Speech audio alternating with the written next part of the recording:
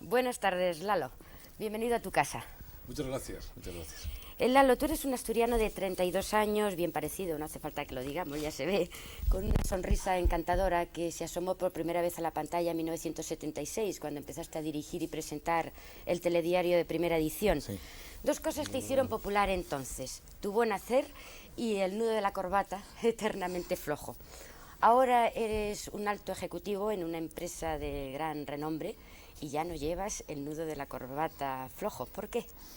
Bueno, yo creo que pasan los años y efectivamente no es consecuencia de mi pase a la empresa privada el cambiar mi manera de vestir. Yo creo que no tiene nada que ver.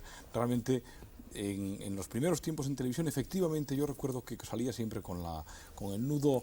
El nudo salía, lo tenía normal, como ahora. Lo que pasa es que yo me aflojaba siempre el primer botón de la camisa y la gente se acordaba de eso porque la gente recuerda mucho más las anécdotas que las categorías. Recuerda mucho más los temas detalles. Poco importantes, efectivamente, que lo importante. Yo creo que lo importante en aquella época era que tuvimos la suerte de poder contar la transición política de este país de verdad, desde un sitio privilegiado.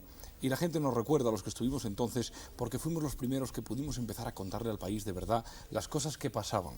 Entonces estabas entusiasmado con tu profesión. Sí. El periodismo te encantaba. Sí. Pero luego, a lo largo del tiempo, se ha producido en ti una especie de desencanto. Has llegado a decir que es una carrera sucia, dura y mal considerada socialmente. ¿A qué se ha debido eso? Sí, bueno, es efectivamente todo eso, pero es además una carrera apasionante. Lo que ocurre es que es muy difícil durante toda la vida profesional de alguien, poder mantener ese altísimo nivel de entusiasmo que es preciso tener para estar en la primera línea del periodismo. Entonces, yo entiendo que en el periodismo ocurre una cosa, y es que durante una temporada, unos años, 2, 3 o 5 años o 6 meses, uno está de pronto viviendo la profesión con una pasión, con un entusiasmo, con una felicidad especial mientras se está ejerciendo ese trabajo. Y de pronto eso baja. Y cuando baja, pues yo entiendo que hay que tomarse unas vacaciones. Y yo me cansé un poco. Te cansaste. ¿Y no tendría también algo que ver la cuestión económica? Porque con el periodismo no se gana mucho dinero y sin embargo en la empresa como empresario sí. No tiene mucho que ver, porque la verdad es que no se gana mucho más en la empresa privada. La ventaja del periodismo es que te permite un cierto pluriempleo en un momento determinado, porque tú puedes presentar un programa en televisión, escribir un artículo en una revista, dar una conferencia, hacer cosas que seguramente la actividad estrictamente privada hace más difícil. Si tú de verdad te dedicas a trabajar en una compañía industrial, como yo estoy trabajando ahora, es muy difícil poder simultanearlo. A pesar de eso, en estos momentos, después de año y medio de trabajar exclusivamente ahí, yo he vuelto a escribir y he empezado a escribir desde esta semana, además, en una revista, que es Interview, donde hago una columna todas las semanas. Es decir, que no... O sea, que no lo has yo no dejado, renuncio no al periodismo, no puedo no has renunciar. podido dejarlo. Tu vena empresarial empezó a manifestarse hace 6 años y luego ya más fuerte con Papeles Confidenciales. Esos papeles confidenciales, esa revista, ¿no era una forma de estar en la política manteniendo tu independencia? Bueno, hay 5 preguntas ahí, contestabas 5. La primera, mi vena empresarial, lo dices como si fuera una enfermedad. Dice usted, las paperas empezaron a manifestársele un día que sí. No, yo creo que a mí me ha gustado mucho siempre el mundo de la empresa. Creo que además que es la gran desconocida de la vida española es la empresa como tal, lo que supone la actividad empresarial, lo que supone de aventura apasionante, el cada mañana intentar generar riqueza, intentar hacer que tu compañía fabrique productos de calidad, que los anuncie bien, que los venda. Y crear puestos de trabajo. Bueno, todo eso yo creo que es una actividad apasionante. Y en primer lugar, a mí eso me ha gustado siempre, me ha fascinado desde siempre. Incluso cuando solamente era un empleado, que es lo que sigo siendo ahora, pero quiero decir, cuando solo tenía una actividad empresarial como empleado, como todo al final es la misma máquina y uno está en un puesto en otro del engranaje, cuando he sido un empleado, pensaba que era igual de apasionante. Eso fue hace efectivamente cuando dejé el telediario. Yo empecé a trabajar en una compañía de hipermercados, donde trabajé durante 2 años, y fue una experiencia interesantísima. Me puso en contacto con un mundo que no tenía nada que ver con el mío, y solo por eso, por el contraste, pues me resultó realmente fascinante. Después, rápidamente las otras cuestiones, las porque otras ya nos queda muy poco tiempo. Me parece que me decías, a ver cómo era la pregunta. La siguiente era los papeles confidenciales, era una forma de estar en la política. Papeles confidenciales fue un confidencial. Un confidencial es un tipo de publicación que existen, sobre todo en Estados Unidos, donde hay muchos, que va dirigido únicamente a un tipo de público muy especializado. Nosotros hacíamos un confidencial dirigido a la banca y a la política, a los gente, a los líderes de opinión del país. Y a esas personas les hacíamos un producto que salía cada semana con las noticias que no salían en los periódicos, con noticias realmente muy confidenciales, incluso a veces eran chismes, eran rumores, y bueno, intentábamos contarles cosas que no podían averiguar en otro sitio. Ese confidencial lo hicimos Jesús Hermida y yo, como socios accionistas, además de luego un grupo de periodistas muy importante, y fue una experiencia apasionante. Perdona, Lalo, pero te estás extendiendo mucho. Lo siento. Tenemos muy poco tiempo y tenemos ya que pasar al debate de nuestros jóvenes, jóvenes protagonistas que hoy van a tratar sobre la televisión. Cuando quieras empezamos a verlo. Estupendo, vamos a ver a los jóvenes hablando de la tele.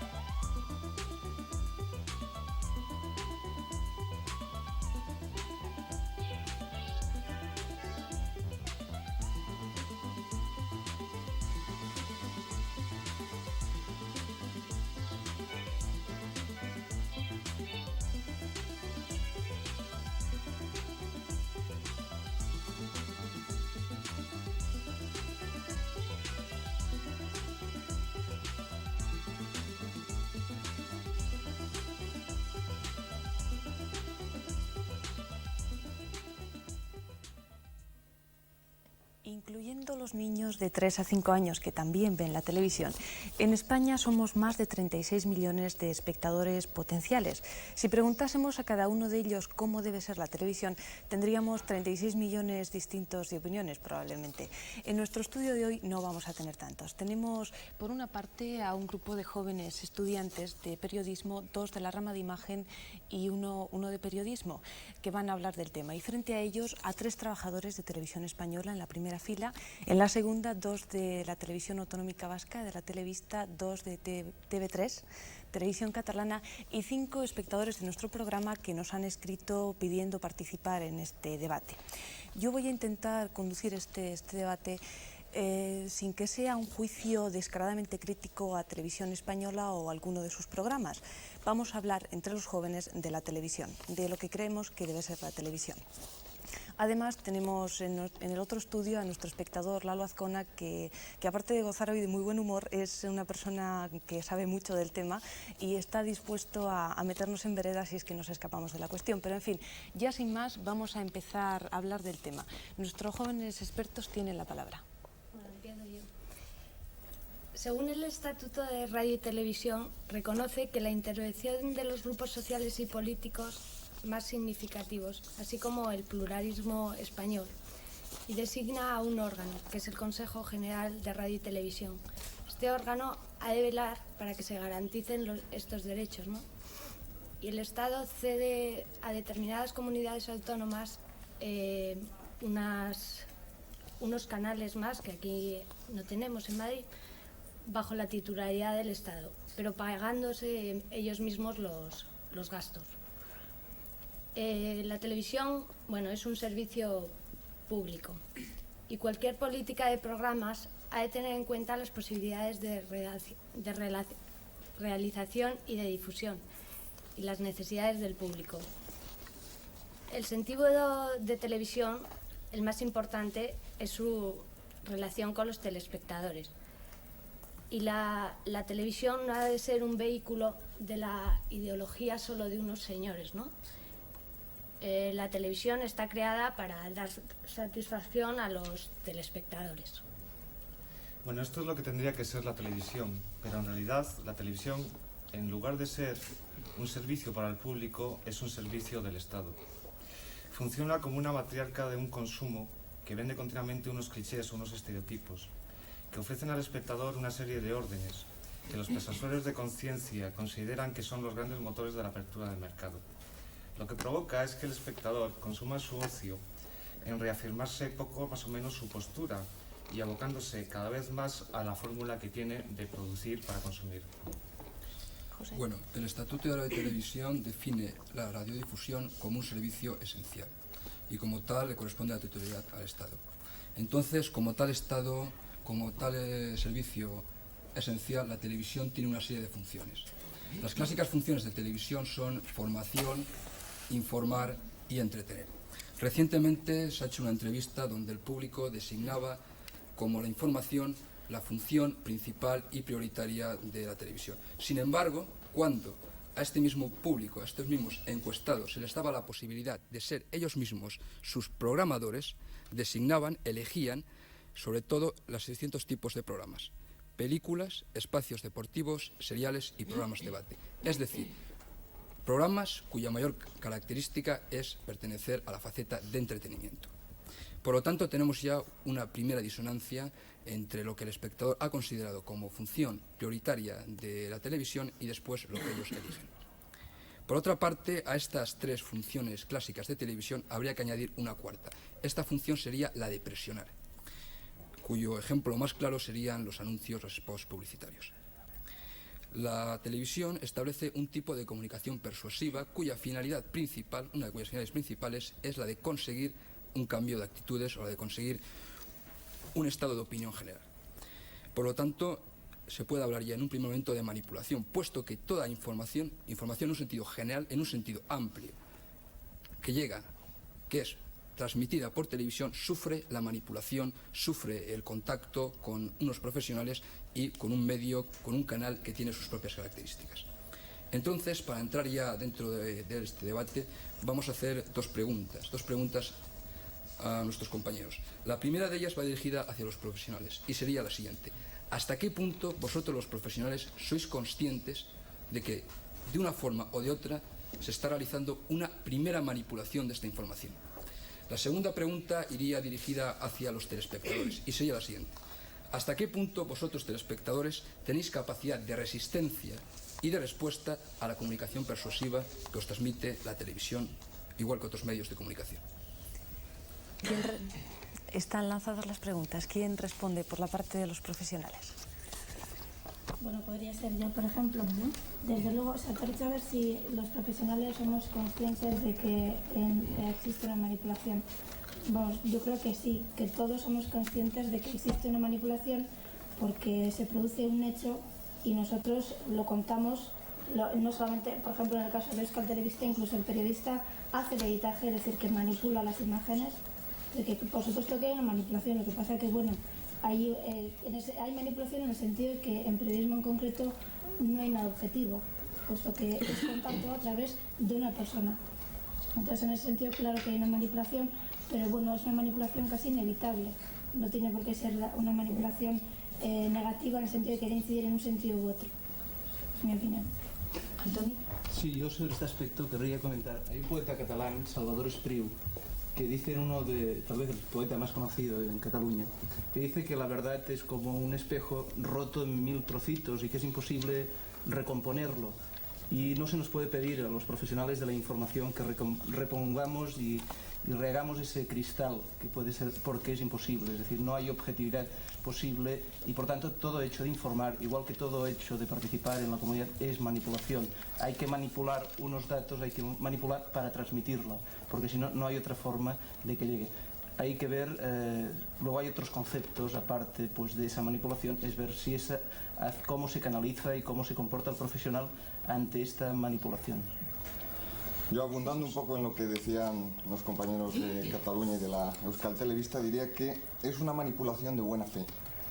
Y me voy a explicar, es una manipulación de buena fe porque el profesional, la misión del profesional de la información es transmitir la noticia. Y entonces, en tanto y cuanto que es la propia persona la que tiene que transmitir esa información, ya es un filtro. El filtro, por supuesto, con la máxima objetividad posible, pero ya de entrada está filtrado por el pensamiento y por la idea que tengas tú de la noticia. También a vosotros en la facultad se puede decir que os están manipulando la información que os dan o lo que os están enseñando, en tanto y cuanto que es un profesor el que la está enseñando. Está recogiendo lo que viene en los libros o lo que viene en sus experiencias y os la está transmitiendo. Entonces, y supongo que no lo hace de mala fe, lo hará todo lo contrario para intentar que os llegue con la máxima fidelidad posible. Yo entiendo que esa es la misión del informador y al menos creo que es el criterio que siguen todos los informadores a la hora de transmitir una información. Dime, Lalo. Elena, vamos a ver, yo quiero hacer una pregunta a Itziar. Sí, Elena, yo quiero hacer una pregunta a Itziar, porque Itziar es la chica que habló primero. Sí. Me dicen que un momento. Un momento. Sigo hablando, muy bien. No, me dicen... yo creo que hay una cosa muy importante en lo que ha dicho Itziar cuando habla de manipulación. Ella es una buena reportera y yo lo he podido comprobar personalmente viéndola trabajar en el País Vasco, en Euskal Telebista. Y ella, yo creo que ella equivoca una cosa cuando habla de manipulación.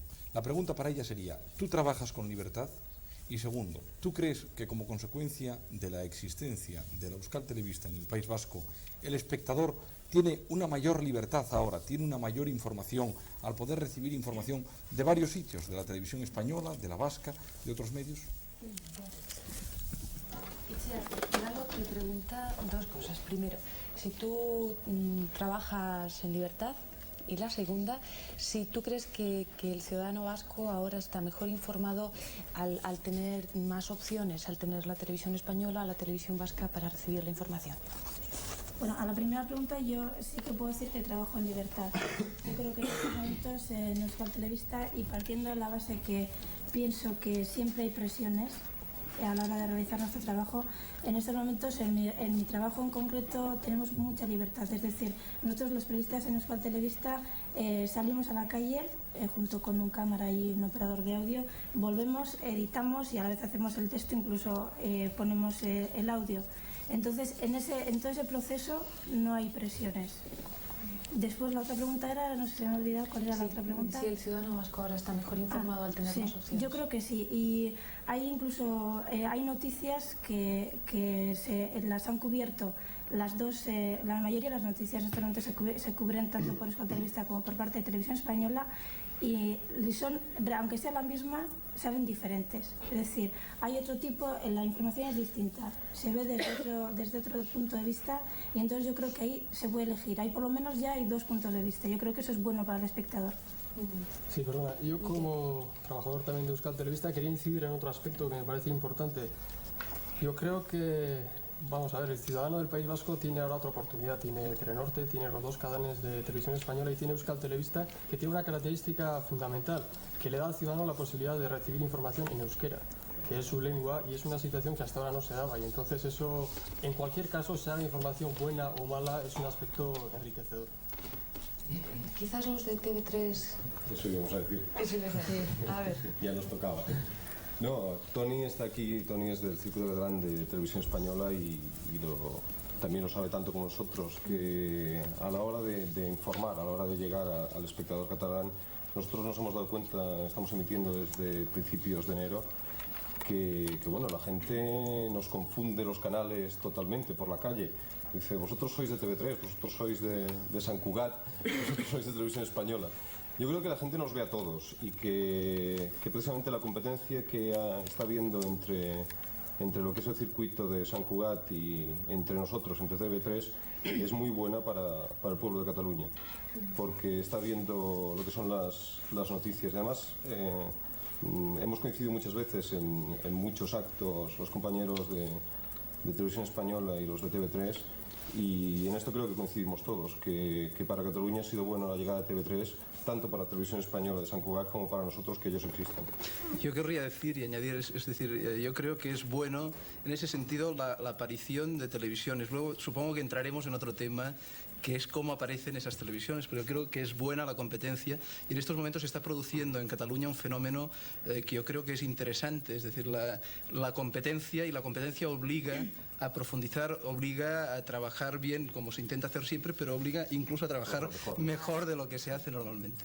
A mí hay una duda que tengo, porque la compañera de Euskal Telebista me ha dejado con una cuestión, o creo que ha dejado plantear una cuestión, al referirse a la misma información hecha por dos televisiones, que es distinta, o por lo menos parece que una vez realizada es distinta.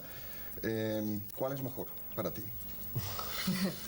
Pues si una la hago yo, la verdad. No, o sea, no distinta, ¿no? Sino quizá es el enfoque, porque la manera de trabajar es absolutamente distinta, y quizá ahí yo creo que hay una gran diferencia en Cataluña y en el País Vasco, ¿no? Y sobre todo en cuanto al idioma, que era un poco lo que quería incidir antes, ¿no? Que resulta que nosotros antes en el País Vasco no teníamos información en euskera, o había una mínima información, una mínima parte de información en euskera. Y sin embargo ahora de repente se ha puesto en marcha pues una máquina de información en euskera, y que eso cuesta, ¿no? Entonces ahí es muy importante. Yo creo que ahí sí que sale beneficio, como decía Lalo Azcona, sí que sale beneficiado, ha salido beneficiado el espectador vasco. Y entonces, claro, sale diferente por muchos motivos. Uno de los motivos es la cuestión idiomática, y otro de los motivos es el enfoque, la forma de hacer televisión es muy distinta, ¿no? Hay noticias, por supuesto, que no ofrecen más que una posibilidad, un camino, y eso lo seguimos todos. Pero sí que hay noticias que igual, sobre todo noticias que se producen en el ámbito fuera de la comunidad autónoma, y sin embargo sí que ahí tiene relación o tiene algo que ver con la comunidad autónoma, entonces el enfoque es muy distinto. El enfoque es absolutamente distinto. Más que hablar de televisiones autonómicas, a la gente que no tenemos televisión en nuestra autonomía nos da envidia, porque solamente la tienen hasta ahora Cataluña y el País Vasco. La libertad es la capacidad de elección. ¿Se critica a la televisión en España? Claro que se la critica, porque solo hay esa en ese sentido estatal. La capacidad para poder elegir el telespectador dentro de unos años, si es que viene el proyecto de televisiones privadas, para poder elegir su televisión, dará opción a no pensar si estamos manipulados o no estamos manipulados. Mientras exista solamente una televisión estatal, puede dar derecho perfectamente a pensar que se está utilizando por el Ejecutivo. En cualquiera de los casos, vuelvo a repetir, la sensación de envidia que da el poder tener 3 canales de televisión, el primero, el segundo, de la televisión central y los canales autonómicos. Porque yo creo que cuando un telespectador vea la televisión y tenga la posibilidad de elegir canales de televisión, se hablará menos de manejo y se criticará seguramente menos a la televisión como se critica menos a la radio, porque hay muchas más radios que televisión. Eso es mi idea. Elena, yo insisto, todo el mundo está hablando de manipulación, de manejo, de cosas así. Pregunta si hay alguno de ellos que crea que la televisión miente, que expresamente miente, que en los informativos se miente y que digan por qué creen que miente.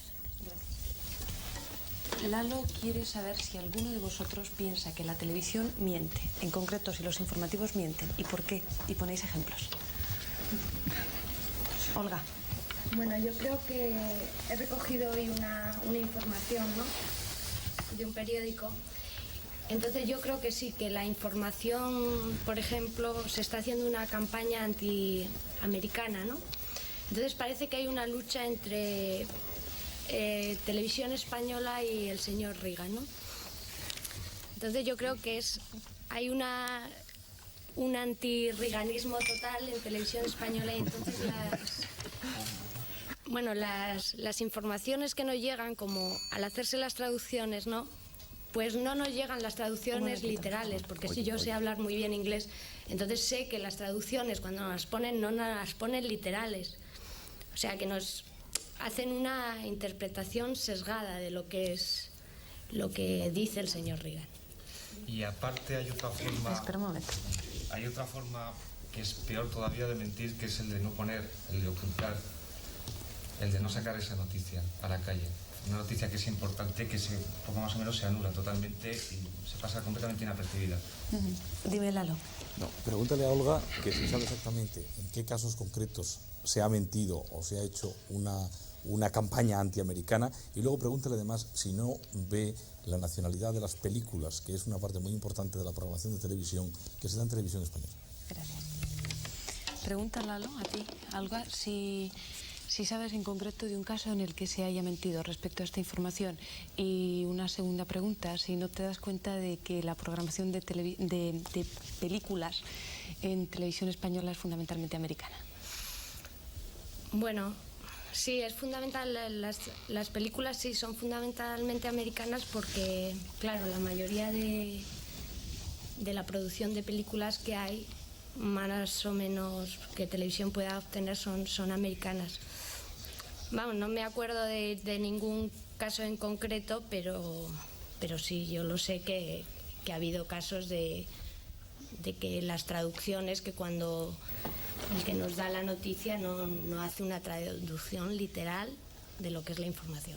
¿No recuerdas ni Entonces, no recuerdo ninguna, pero no me parece bien. Bueno, sí, yo quería contestar un poco a lo que acaba de decir hace un momento.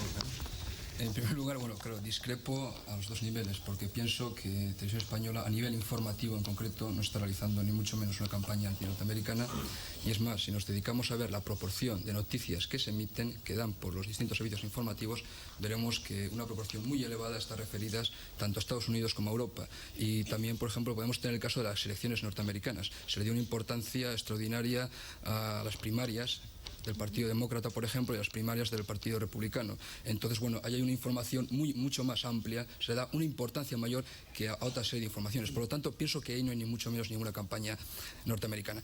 Por otra parte, yo he hablado antes de una manipulación directa y una manipulación indirecta. Creo además que la manipulación indirecta, esta forma de presionar persuasivamente hacia el público sin que él lo perciba, sin que se dé cuenta, es con mucho la más eficaz. Y este tipo de función, esta función de presión, esta función de manipulación indirecta se está lanzando, se está llevando a cabo a través de todos los telefilms americanos, de todas las películas americanas. ¿Por qué? Muy sencillo, porque este tipo de series establece una relación con el espectador en la cual el espectador se identifica con un personaje. Al espectador se le atrapa en el aspecto emotivo y, en resumidas cuentas, todas estas series de televisión norteamericanas, todas estas películas nos están vendiendo pautas de comportamiento, que es muy importante. Están vendiendo una forma de actuar ante una serie determinada de problemas. Por lo tanto, creo que más bien sería todo lo contrario, ¿no? Claro, y aquí estamos una vez más en el punto de que toda comunicación persuasiva tiene que tener en cuenta un elemento importante, que es previamente la opinión de la persona. La persona normalmente establece un cerco ante aquellas opiniones que son un poco contrarias a las suyas, ¿no? Luis. Yo cuando preguntaba, Lalo, lo de mentir, ¿no? Pues no sé, mentir, entender, lo que entendemos por mentir, creo que claramente no, igual no será el mentir claro, así decir mentir, ¿no?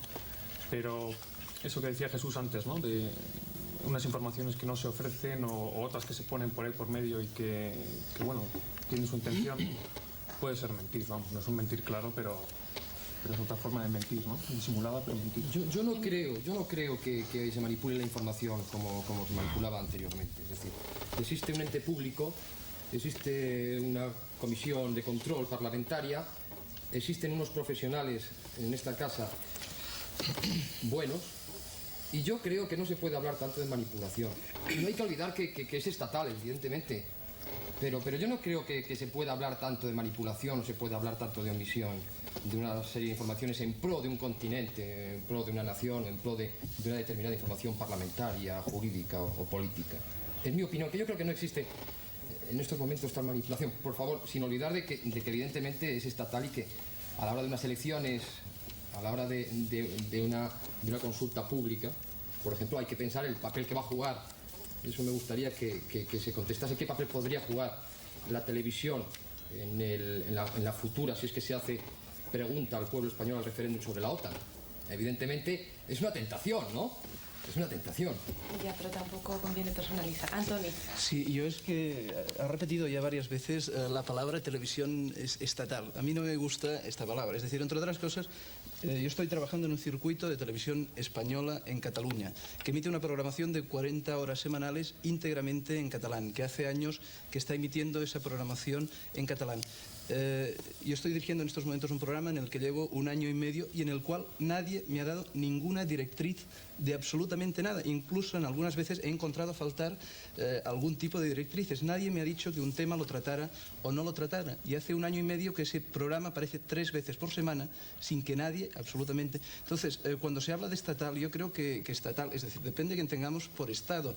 Es decir, Estado son todos los ciudadanos. Esos ciudadanos escogen un parlamento y ese parlamento escoge un órgano que antes hablaba, el Consejo de Administración de Radio y Televisión Española, que si realmente es representativo de lo que es los ciudadanos, yo creo que es cuando llegamos. Yo creo que ha de haber muchas televisiones, pero yo introduciría otro elemento, y yo no estoy de acuerdo en que la televisión privada sea ninguna panacea de libertad en ese sentido, porque he trabajado en medios de comunicación, en concreto en 2 periódicos y en una emisora de radio privada, y no he tenido la libertad de expresión que creo tengo en estos momentos en televisión española. Enrique.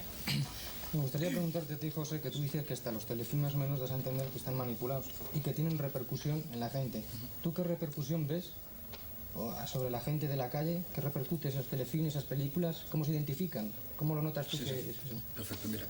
Cuando digo que un telefilm está manipulado, me refiero a que un telefilm normalmente, como serie dramática, trata problemas, inclusive muchos de ellos cotidianos, pero aunque sean de épocas antiguas, se pueden trasladar perfectamente, pues trata problemas de una forma determinada, desde una óptica, desde una visión y desde unas características peculiares. Entonces no es lo mismo el planteamiento que te puedo hacer sobre un accidente, por ejemplo, de automóvil, una televisión, una productora, por ejemplo, como la Warner americana, o la que te puede hacer, por ejemplo, la televisión soviética. No es lo mismo. Con ese hecho tan sencillo, un accidente de automóvil, se pueden sacar miles de consecuencias. Entonces te lo van a plantear desde distintos puntos de vista. Tampoco es lo mismo los temas cotidianos, como puede ser el divorcio, temas como el paro, temas como las posibilidades de trabajo, etcétera, que aparecen en toda esta serie de series. Ahora bien, la forma en la cual el espectador, digamos, se siente persuadido, es persuadido o manipulado, entre comillas, por estas series, es muy sencillo. Estas series están proponiendo al espectador que se identifique claramente con un personaje tipo. Y me explico cuando digo que se identifique. Se puede identificar tanto positivamente, es decir, sintiéndose atraído por las acciones que está haciendo ese personaje, o puede sentirse identificado negativamente, es decir, rechazando las acciones que está realizando ese personaje.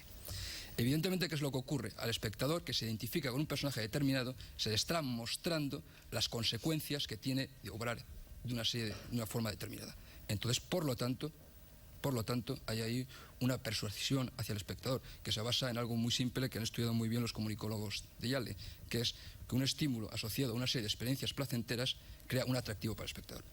Evidentemente no se puede decir que porque un espectador vea series, vea telefilms, va a cambiar sus actitudes, ni mucho menos, y más cuando las tiene arraigadas.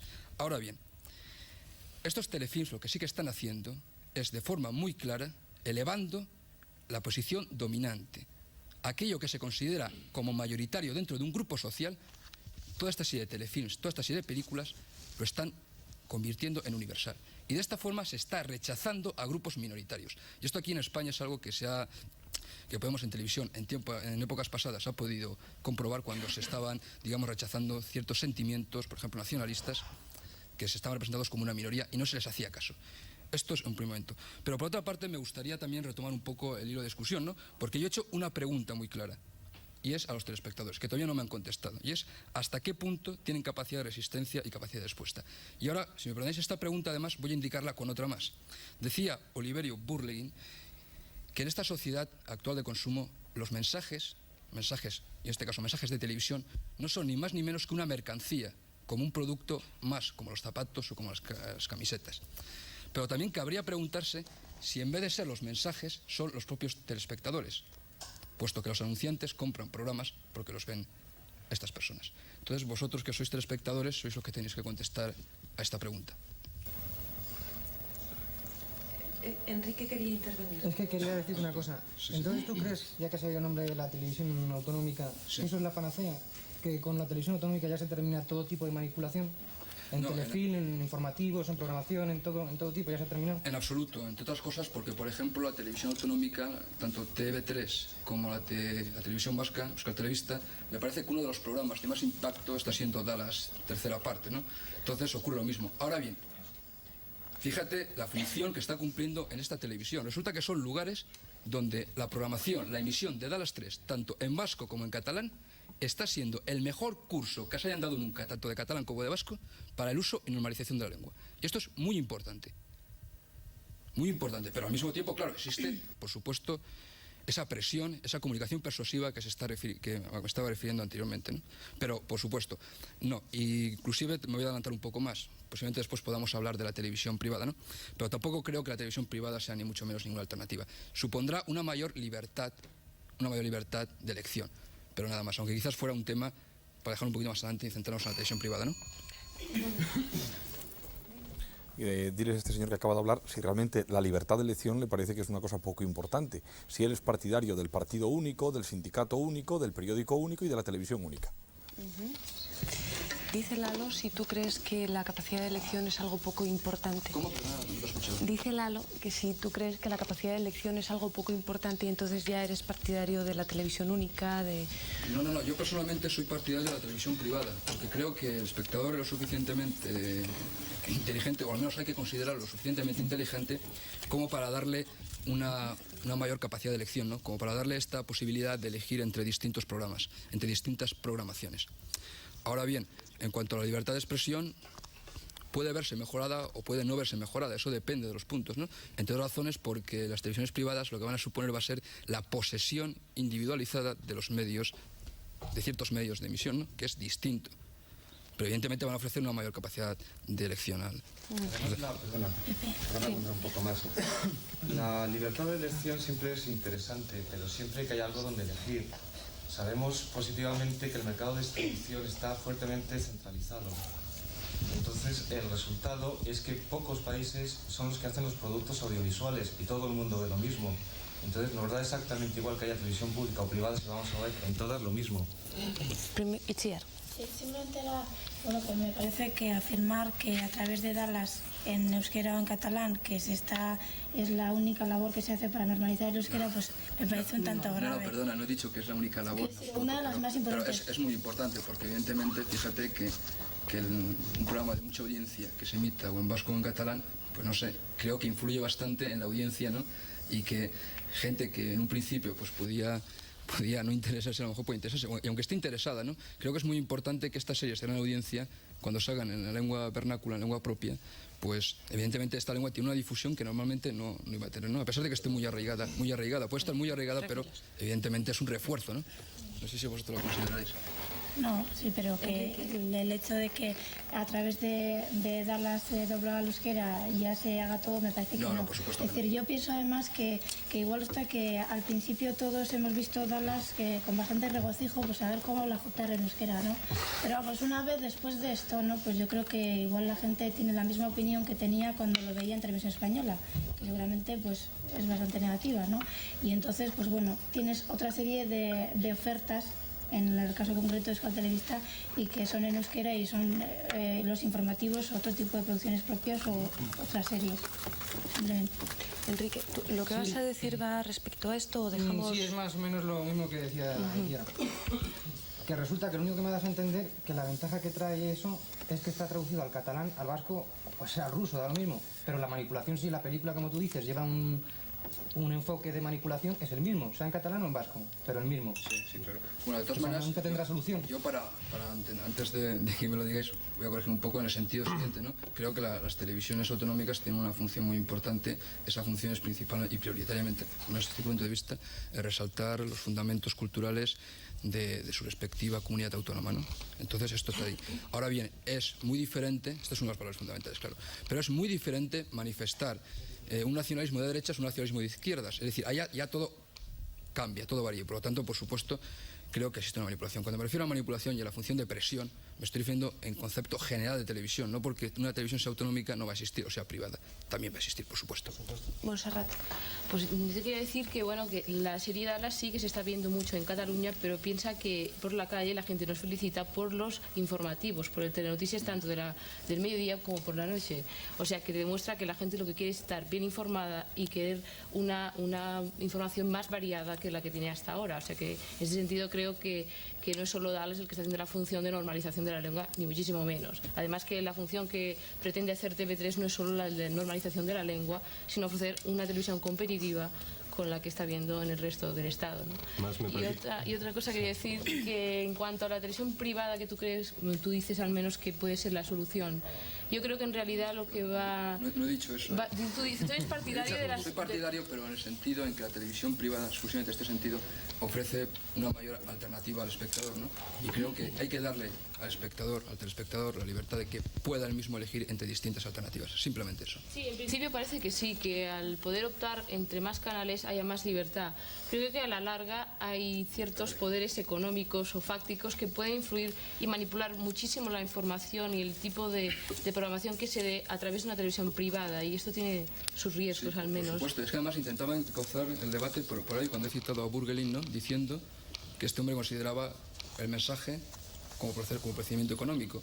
Y yo digo que si no será en ciertos casos, y las televisiones privadas en concreto, aunque Televisión Española también, porque evidentemente se está alimentando la publicidad, ¿no? Y no sé cómo funciona la autonómica, podéis decir vosotros, pero en el momento en que una televisión está vendiendo espacios para que en esos espacios se coloque publicidad, en otras palabras, está vendiendo espectadores, está vendiendo audiencia. Entonces, quizás esto que dice Burgelin de que el mensaje es un producto económico, también podemos decir que en cierto momento el espectador se le está considerando como un producto económico, en el sentido de que se está vendiendo audiencia para que se meta y publicidad. Eugenio. Yo como espectador quería contestar a José. La pregunta era si nos podíamos asistir como espectadores a la manipulación que ejerce Televisión Española. Yo creo que se podría resistir una persona que tuviera otros canales de información, que leyera prensa, que escuchara radios, que viera otros canales de televisión, porque entonces sí podría contrastar las noticias y la información. Pero en el momento en que solo hay una alternativa única, entonces el espectador tiene que tragarse lo que le dicen. Se lo puede creer, no se lo puede creer, pero eso en el fondo es una manipulación. Entonces yo estoy por otros canales de televisión, y también porque el público lea más prensa y oiga más radio, porque estamos en un país en que la prensa está por los suelos. O sea, entonces el único medio de información de los españoles generalmente es la televisión. Entonces, claro, los políticos, pues por supuesto que creo que hacen una coacción increíble sobre esto, ¿no? Porque entonces sí, manipulan, yo creo que nos manipulan a todos los espectadores, ¿no? Entonces lo que hay que conseguir es que haya otros canales de información que se puedan controlar. Se desborda. Oye, yo quería decir algo, no es ninguna pregunta, entonces quiero que lo vayas diciendo poco a poco porque es un poco largo, ¿eh?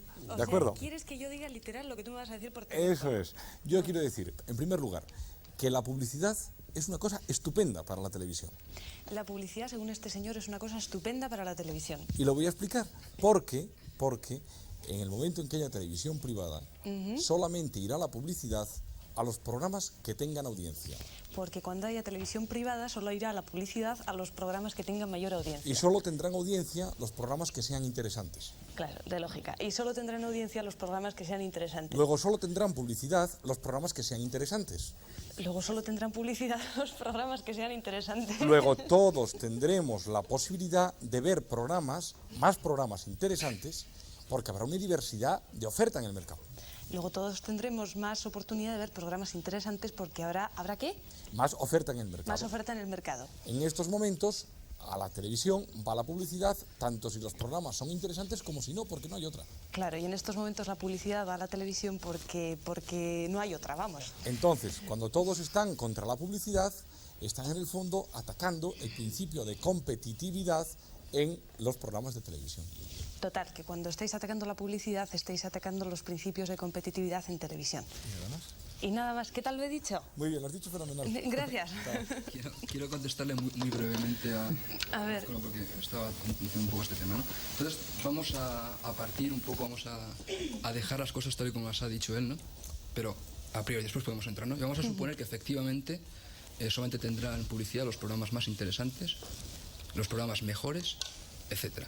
Ahora bien, ¿qué está ofreciendo los señores de la televisión, los que controlan el medio de televisión, a los anunciantes para que esto se anuncie? ¿Qué le están ofreciendo? Le están ofreciendo audiencia.